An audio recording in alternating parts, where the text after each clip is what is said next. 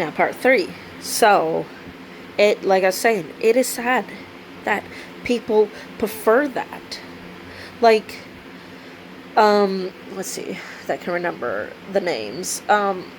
From the Bible about, this family who lived in this horrible city, full of sin. It was a terrible place. And, God told this man, I wish I could remember the name at the moment. I mean, I've heard the story so many times. I don't know why my mind's going blank right now. But anyways, God told him to get his family and get out of there. And only one person, it was a woman, who, okay, he did tell them never to look back. Never do that. One woman did, out of his family. She turned around and looked, and she turned into a pillar of salt. That's why you don't do that. You listen and obey God. I know that you grew up there and it was your home, but you don't ever disobey God like that. That's just not okay. It's like these stories are 100% real. They're, things that for us to learn and understand, to not make those mistakes. Yes, we all make mistakes, but we still learn from them. We still, ask God for forgiveness in it, and He does accept that. When you say, hey God, I'm sorry, please forgive me for I've sinned.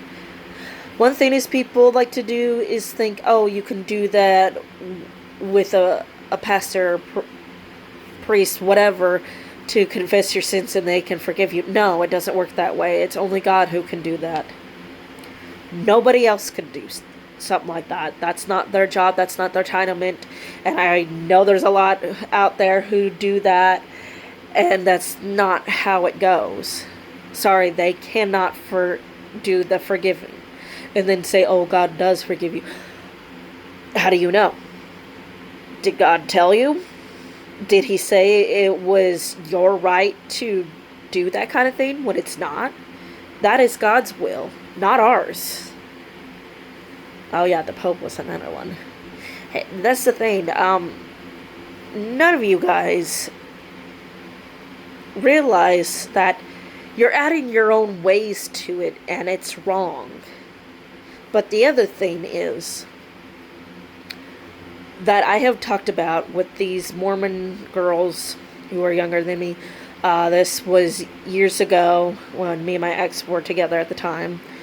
And we met at Fort Myers to have coffee from Starbucks and sitting down and talking.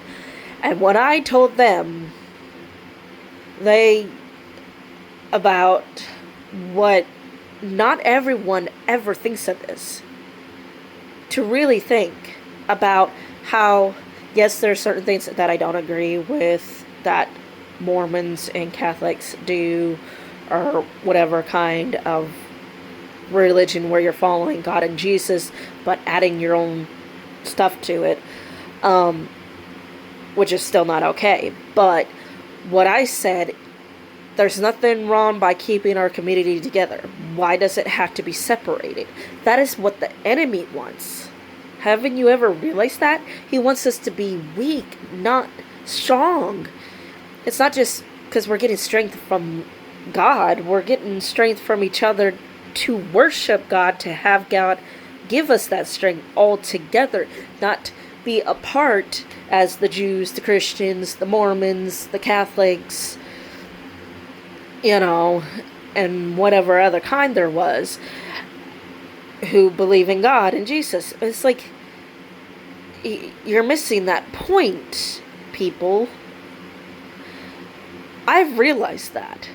I've had that knowledge since I was a kid, and realized it because God gave that gift to me for me to see that others did not see or put together. See, it started off, yes, with the Jews first. Then second came the Christians. I can't remember who else came after that. I don't remember if it was the Catholics and then the Mormons. No, wait. I think it was the Catholics, because the Mormons have not been around as long as The Catholics, I believe, for sure. Because I remember the year when they first started was not quite as long as you would think. But my point is, I'm glad that God gave me that ability to see that. And there's another thing I will talk about. I'll go ahead and do a part 4.